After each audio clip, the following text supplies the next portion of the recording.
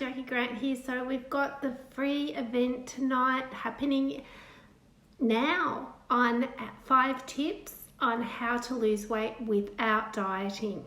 I am trying to link this up to my Instagram as well, and it's not looking very successful, but that's okay. So I'm just going to give it a couple of minutes just for people to jump on board, and then we'll get started. I'm really excited about this. If you can think of any questions that you might have for me as we go along, please definitely include them for me. Sorry, I'm just seeing what I can get sorted here to try and get things in 2 places going. So yeah.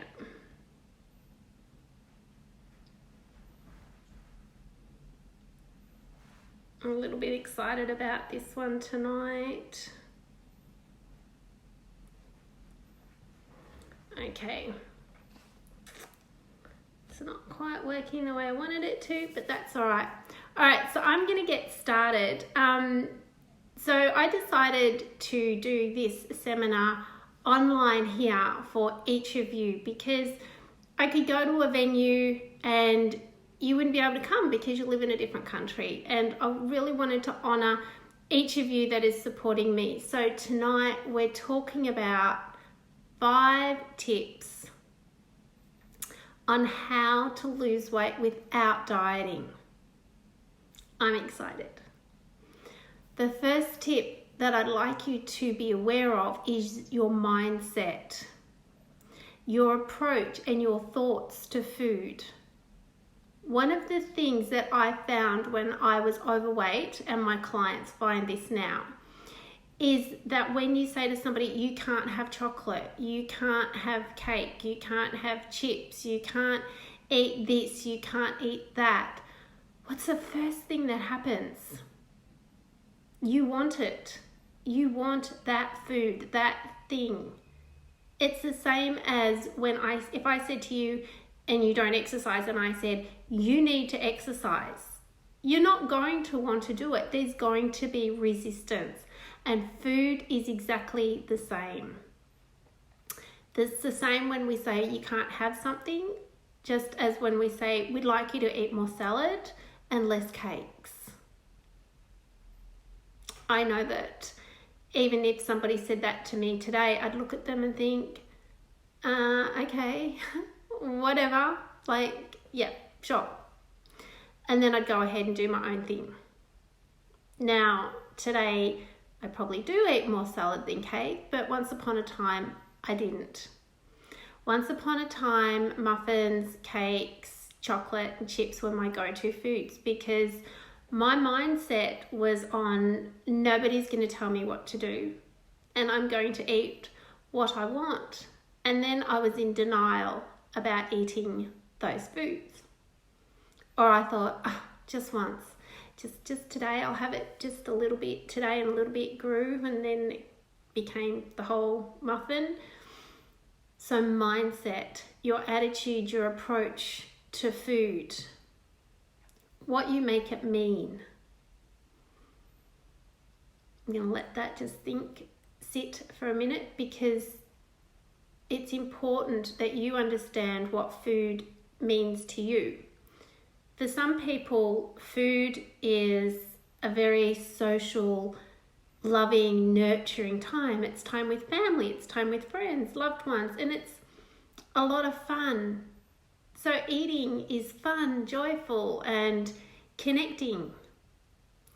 For other people, food is simply, I need to eat something because I'm hungry, and they eat on the go. They're quite quick to eat.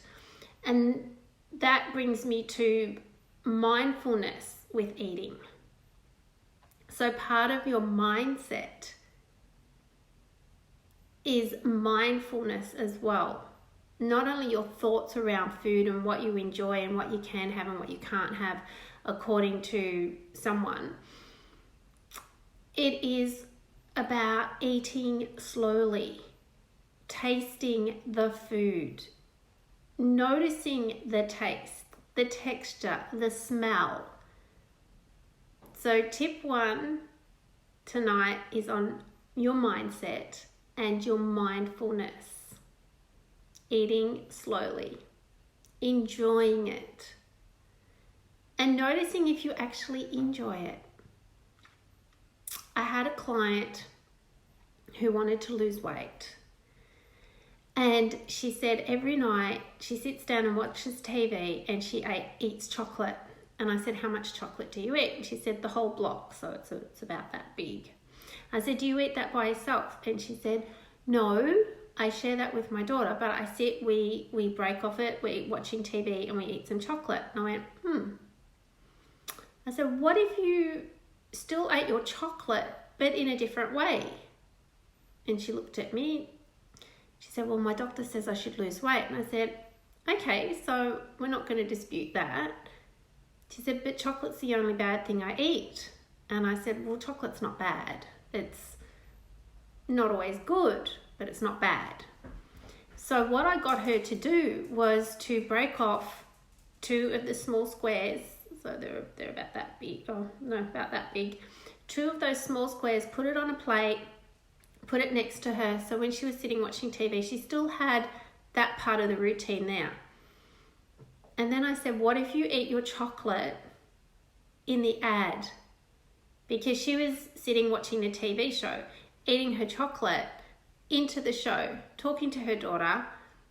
And then in the ad, sometimes she got up and did things, and other times she sat there. And I said, what if you ate your chocolate during the ad and you really tasted it?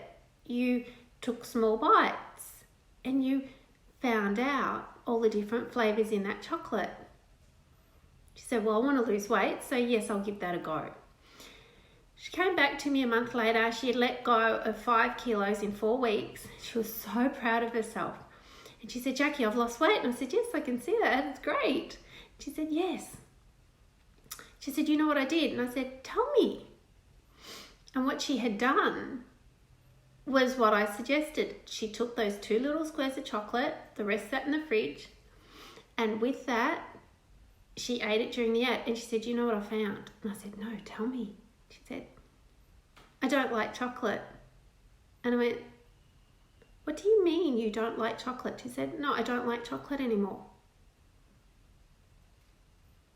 Why don't you like chocolate anymore? Well, it turns out that I don't mind the sugar and I don't mind the little bit of the taste. But when I ate it slowly, I actually found that I don't like that particular chocolate. In fact, I don't really like chocolate at all. And what I did is I decided to have an orange, and then I had a banana. And I went, so you had an orange and a banana this one night? She said, no, I had an orange one night and then another night I had a banana. I went, great work. She said, yes, because I slowed it all down. And I said, when you ate your banana or your orange, did you eat it all at once? She said, no, I ate it during the ad because I wanted to stop the habit of eating while I watched TV. So she changed her entire approach and was mindful about the food choices that she was having and what she enjoyed and what she didn't. And her mindset changed as well because she was giving herself permission to have chocolate or have something to eat, but she chose when to eat it. So that's the first tip, mindset and mindfulness around food and your thoughts and your habits around food. Tip 2, portion sizes, and I've just touched on that a little bit with the chocolate. If you choose to work with me, unless it's medically dictated, I'm going to say you can eat whatever you want. Now, if your doctor or your dietitian tells you differently, of course, we're going to abide by that. And that's something that I always check in with my clients. If they have dietary restrictions, it's important. Allergies, we need to be mindful of. But portion sizes, so you can have anything to eat. Yes, you can have chocolate, you can have ice cream, you can have cake, you can have chips, you can have vegetables and fruit, you can have whatever it is that you choose, providing it's within your dietary needs. So once again, special diets, we take into account that. However, how much you eat is important. I used to eat the big dinner plate, you know, the big dinner plate that you would get. And now I eat about a cup of food. And you would think, and so I'm probably eating about a quarter of the normal size dinner plate. And I've learnt to adapt, but there are times when my eyes tell me something different. I look at the food and I go, that's only a little bit, it can't be enough, I need to eat a bit more. But my body's telling me, no, don't eat anymore. You're full. So what I encourage you to do, if losing weight is what's important to you, and I prefer to say releasing the excess weight, if this is your goal, look at your portion sizes of the foods you're eating and choose to have more of the foods that are nutritionally high, so high nutritional value, over the high sugars and fats. Now you can still have your high sugars and fats, but also choose to have foods that are nutritionally based to balance it out. So think of your portion sizes, and I encourage you to cut it back a little. Okay, I give my clients always the direction that if you're out with friends and you're wanting to have your cake, so you can have your cake and eat it too, to get the slice of cake and cut it into quarters, put 1/4 on a different plate, put the other quarters, so the other 3 aside, and focus on this one piece and really enjoy that and connect in with your body about whether or not you actually want to eat any more. Give it a go. Now, if you really want to eat the whole cake, then go ahead and do that. But also allow yourself to enjoy it. Do not beat yourself up over it, because you're allowed to have cake. And it's going to bring me into point 3, tip 3. It's what you do 90% of the time that is important. So 1% of the time, if you have a bit of cake or you have some chips or you have something, fish and chips or something like that, that's okay. Enjoy it. That's what you want, then enjoy that. Tip 3. The 10% versus 90% rule or guideline. If you don't like the word rule, guide. What you do, as I just said, what you do 90% of the time is what will affect your body. It's what will affect your health. It's what will affect your well-being. So if you choose to eat foods that are high in fats, high in sugars, all of the time, your body cannot process that much. So it's going to go into overload. And you will hold on to it, and this is where you may find that you gain weight or you can't release the excess weight. However, if 90% of the time or even 95% of the time you're eating foods that have nutritional value to you, and trust me, there's so many herbs and spices out there that you can dress up anything. I'm not sure about Brussels sprouts though, because for me, there's nothing you can put on Brussels sprouts that will make me eat them. So, yeah. But anyway, you'll have your foods that you love, and someone out there is probably loving Brussels sprouts. But what my point is that it's what you do 90% of the time with your food choices. And look at the food and really see it. Look at the color, the texture, and ask yourself, is this what I really want for my body? Is this going to give me energy? If the answer is yes, then go ahead and eat it and be mindful of your portion sizes. I used to teach my children that I wanted them to eat what was on their plate, and I purposely gave them smaller portions of the food to get them to eat the food on their plate, because that's how I was brought up, is you got to eat everything on your plate. But I didn't fill their plates up because I wanted them to find out when they were full themselves. And don't you just love it with kids, is that, oh, I'm full, I couldn't possibly eat any more vegetables or meat or salad or rice or pasta. And then 2 minutes later, what's for dessert? Is there cake? Is there ice cream? What else can I have to eat? Because I'm starving. Well, 2 minutes ago you were full. Yeah, I'm full of vegetables and I'm full of salad and I'm full of meat. Yeah, I'm done with that. But I've got room for ice cream. And I've got room for cake. And I've got room for lollies. Yeah, because they're good. And I've got room for that. As adults, we're the same. We just don't articulate it that way. Because as adults, we can make our own mind up. And as adults, we sit and we tell our children, I want you to eat all of your vegetables and all of your meat and all of your pasta and all of your whatever you've dished up. They're always going to be full with those foods. But the thought of ice cream, it just makes you hungry again. And I so want that sweet cake or whatever it is. So it's what you do 90% of the time, what you tell yourself. That's important. A little bit of chocolate once a week will not harm you unless you're a diabetic or have other medical conditions. That's my disclaimer. Please follow the guidelines by your doctor. But what you do most of the time will impact your body, and it will either boost it up and give you energy, or it will make you feel tired and lacking energy. So we've covered 1, which is mindset and mindfulness. We've covered 2, which is portion sizes. We've covered 3, the 10 to 90% rule or guide.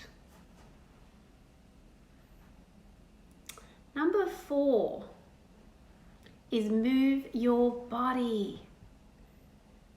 Whatever you eat, a portion of it will naturally be burnt up by your body because it requires that energy to function, for your heart to beat, for your lungs to expand, for your muscles to move, to hold you, to support you, to keep you alive. There's a certain percentage of what you eat goes directly to that function for you to sustain life.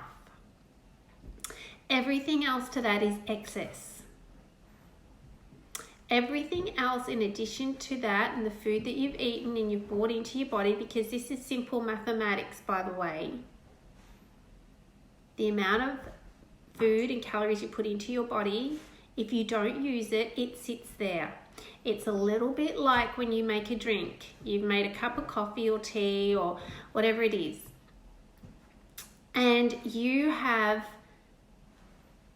had that and you don't use it all. You think, oh, I'm full now, or it goes cold, or something happens, you get interrupted and you don't finish it. It sits there, it doesn't go anywhere until you get rid of it. Well, the food in your body is the same. So the amount of food that you eat, so the amount of calories in to release weight, then it has to be a deficit because it has to be used up, and what's not used is stored on your body. So if your food choices are high sugar, high fat, and you don't use that for energy, then you are going to maintain it on your body. And eventually what happens is your body goes into survival mode. If you're in too much of a deficit for too long, you go into what is called survival mode. So your body will not burn up excess calories even though you're eating less. So it's a fine line between finding that balance of the calories in versus the calories out. So tip 4 is move your body. It does not have to mean going for a run, doing aerobics, doing weights. This is about what's right for you. You might love horse riding. Go do that. You might love bike riding. Go do that. You might love yoga. Go do that. Or Pilates. Dance. Move your body in a way that is keeping you active. And not only is that important for weight, release, weight loss. It's important for your overall health and well-being. Moving your body keeps your muscles toned and supporting your body frame, your skeletal system, or your bones. You need good muscle tone to keep good posture, which stops your body from aching as much as it may if you don't exercise. If the muscles are weak, it can't support the body becomes fatigued quickly. And then everything takes so much more effort. Not necessarily burning up more calories, it just takes more energy from you and you become tired. You become sore. So moving your body in a way that is good for you, is safe for you, is important, and it will naturally help you shift weight. You do have to mix it up, and it is all about how much you're eating versus how much is going out. And as we age, our metabolism slows down, so we don't actually require as much we don't require as much food in unless we're actually burning it the other way, where we're exercising in some form. And if you don't like the word exercise, or the word exercise is like, oh no, don't even talk about it, I hate exercise, that's fine. Walk around the house a bit more. When you're watching TV, get up and walk to the other end of the house and then come back. It's little things, and it comes back to your mindset. What do you believe you are worth? What's important to you? Whatever it is, do it. I have a client at the moment who has shared with me that she wanted to start exercising and she wasn't sure how she was going to fit it in. So she parks her car about 10 minutes away from where she's going. So she has to walk 10 minutes to the venue. So if it's a coffee shop or if it's the supermarket or wherever, she parks the car approximately 10 minutes away. So she's getting 20 minutes of walking in without changing her routine, without changing anything else. It's that easy to incorporate some form of movement into your life. If you can't walk very far for whatever reason, you can still possibly do something for your upper body, or exercises sitting down. It's a matter of how important this is to you. And I know it's tough because, trust me, I had so many excuses as to why I couldn't exercise, why I wasn't losing the weight. They were great. Yep. So many. I'm too big, my heart feels like it's coming out of my chest, it hurts my body, I might break a leg, I don't know. In fact, I tore my Achilles tendon trying to exercise while being overweight. You know what, it didn't stop me though, because I was determined to find a way to lose the weight. And I was getting sicker and sicker with the longer I held on to that weight, the more my health went downhill. Eventually, I took the steps that I did, and most of you know my story. And I exercise every day. As some of you know, I was in a car accident not long ago, and I won't have a car as of tomorrow, and I don't know for how long. So when I want to go somewhere tomorrow, it's going to be walking to the bus stop, maybe walking further, depends on the bus timetable, depends on where I want to go. I'm not going to pay for a taxi if I don't have to, so it depends on the distance that I want to go, but there will be a lot more walking. So I know I won't go running necessarily on my treadmill for a few days because my body will have to adapt to the extra walking I'm going to do. This is all comes down to how important is this shift for you. And I know it's hard, I really do, because I've been there.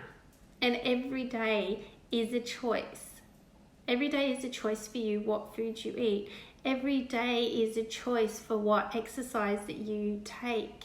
And that leads me to point number 5, which is self-love and gratitude. You will make long-term changes working with me.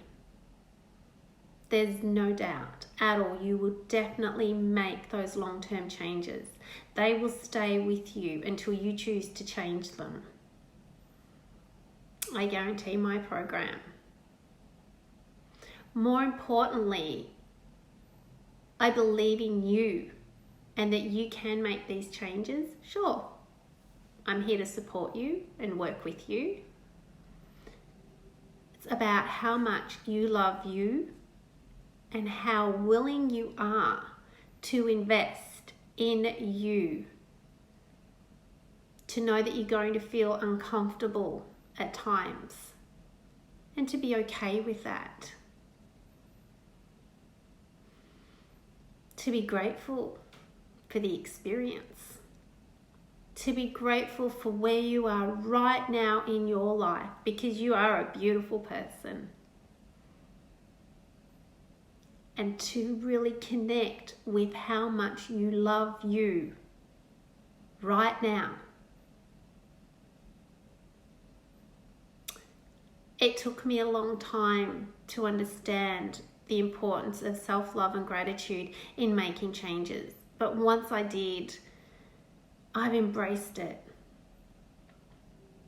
Everyone has challenging days. Everyone has challenges and gets scared and feels uncertain about things. That's life. We all do.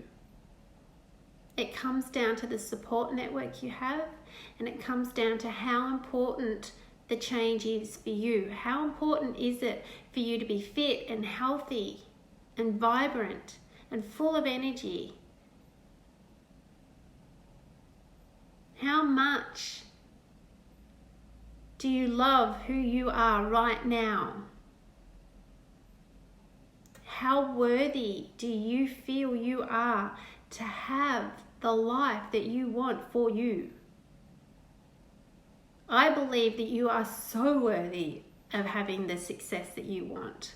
I believe in you to create these changes, which is why I'm giving you these 5 tips. Of course, I want you to work with me. I want to work with you. That's natural. But I really believe in you.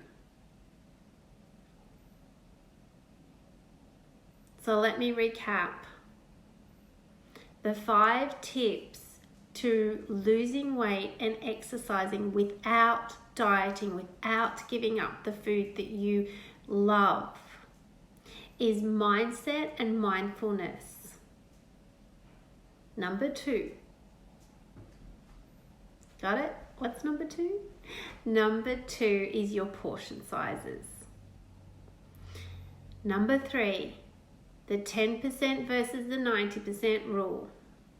What you do 90% of the time will set you up for success or not, and will determine what needs to change just a little to get you the results that you want. Number 4 is move your body whatever way you can, whatever is good for you, whatever you enjoy, do it. And seek some input from a professional. I'm a personal trainer, you can connect with me.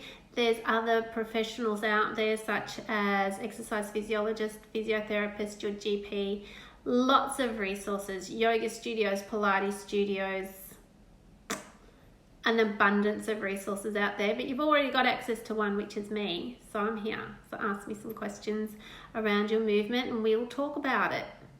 See what we can sort out for you. And finally, number 5 is self-love and gratitude. Love where you are now, love who you are, and give thanks for the experiences that have got you here today. because you're here.